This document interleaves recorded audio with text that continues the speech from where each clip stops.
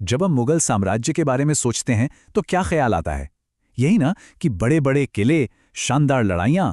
लेकिन सवाल यह है कि क्या इतना बड़ा साम्राज्य सिर्फ तलवार के दम पर 200 साल तक चल सकता था? शायद नहीं। आज हम उस ताकत की बात करेंगे जो इन किलों से भी कहीं ज्यादा मजबूत थी, यानी मुगल भारत की शिक्षा प्रणाली, उनका ज्ञान का साम्राज्य। तो सवाल ये उठता है ना कि आखिर इतना बड़ा, इतना विविध साम्राज्य 200 से भी ज्यादा सालों तक चला कैसे? देखिए, सिर्फ फौज के दम पर तो ये नामुमकिन है। तो फिर वो क्या चीज थी? वो कौन सी ताकत थी जो मुगलों को इतनी मजबूती दे रही थी?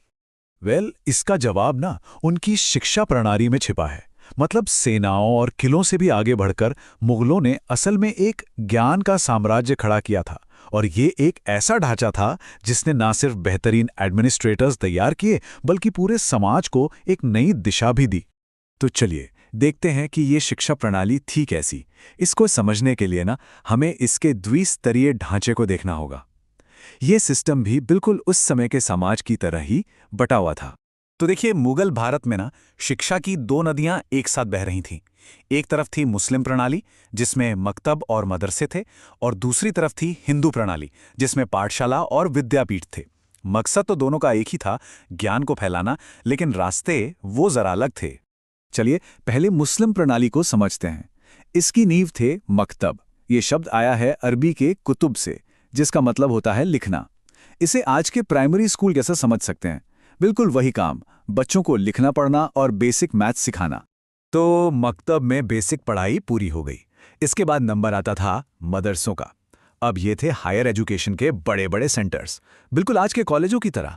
और मजे की बात यह है कि यहाँ सिर्फ धर्म या कानून नहीं पढ़ाते थे, बल्कि मैथ्स, साइंस, ऐसे सब्जेक्ट्स भी थे जो उस दौर में इस्लामी दुनिया में हो रहे डेवलपमेंट की रीढ़ थे।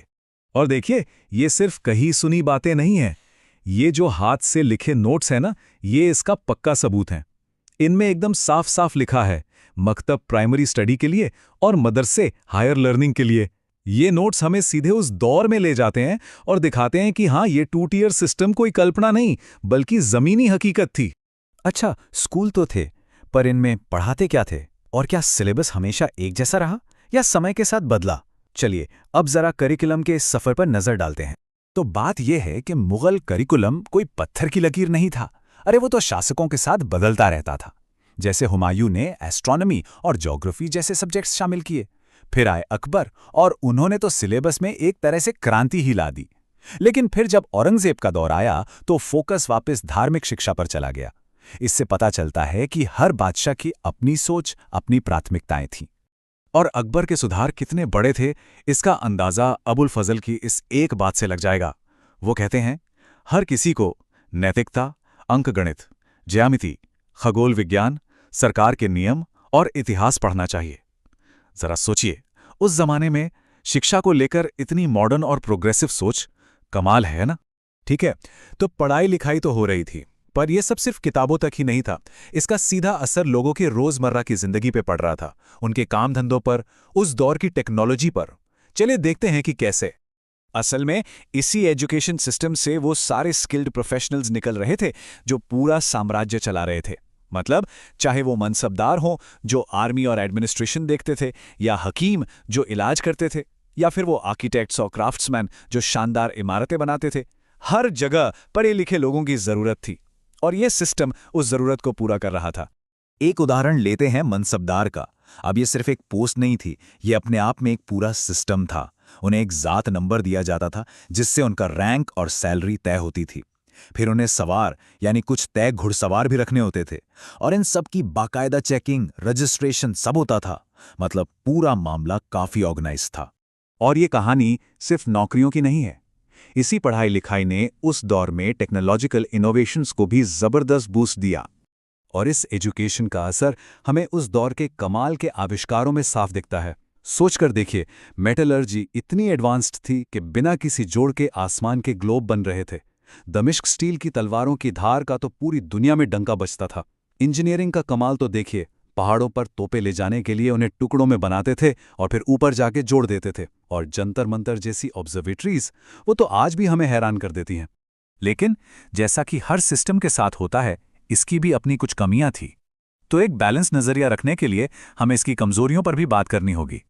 इस पूरी चमक दमक के पीछे एक बड़ा अंधेरा भी था, और इस सिस्टम की सबसे बुनियादी कमी ये थी कि शिक्षा सबके लिए थी ही नहीं।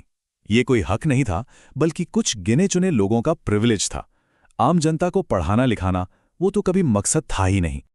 और ये भेदभाव महिलाओं की शिक्षा के मामले में तो और भी खुलकर सामने आता है, जहां एक तरफ शाही और अमीर घरानों की लड़कियों के लिए घर पर ही पढ़ने का इंतजाम था, वहीं दूसरी तरफ आम महिलाओं के लिए शिक्षा के दरवाजे लगभग पूरी तरह से बंद थे। और इसमें जो पर्दा सिस्टम था, उसने तो एक बहुत बड़ी दीवार का काम किया।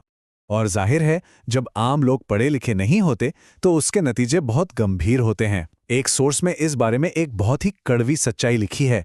उसमें कहा गया है कि आम लोगों को शिक्षा ना मिलने की वजह से देश पिछड़ गया और लोग एक मूक जानवर की तरह जीने लगे। मतलब ऐसे लोग जो न अपने हक समझ सकते थे, न ये समझ सकते थे कि उन पर शासन कैसे हो रहा है। तो फिर आखिर में हम मुगल शिक्षा प्रणाली की इस विरासत को कैसे देखें, कैसे समझें? क्योंकि ये कोई सीधी साधी ब्लैक एंड व्हाइट कहानी तो है नहीं। ये जो चार्ट है ना, ये इस पूरी कहानी का निचोड़ है। इसमें दो बातें साफ दिखती हैं। एक तरफ एलीट क्लास को मिली शाही मदद, जिससे उन्होंने बड़ी बड़ी उपलब्धियां हासिल की, और दूसरी तरफ आम जनता, जिसकी शिक्षा तक पहुंच लगभग जीरो थी। तो फिर इसे क्या कहा जाए? ज्ञान को बढ़ावा देने वाला एक शानदार सिस्टम, या फिर कुछ मुट्ठी भर लोगों को खास बनाए रखने की एक व्यवस्था? देखिए, मुगल साम्राज्य तो खत्म हो गया, लेकिन वो अपनी विरासत में एक बहुत बड़ा सवाल छोड़ गया। एक ऐसा सवाल जो आज भी उतना ही जरूरी है। आखिर शिक्षा है किसके लिए? इसी सवाल के साथ आज का यह विश्लेषण हम यहीं खत्म करते हैं।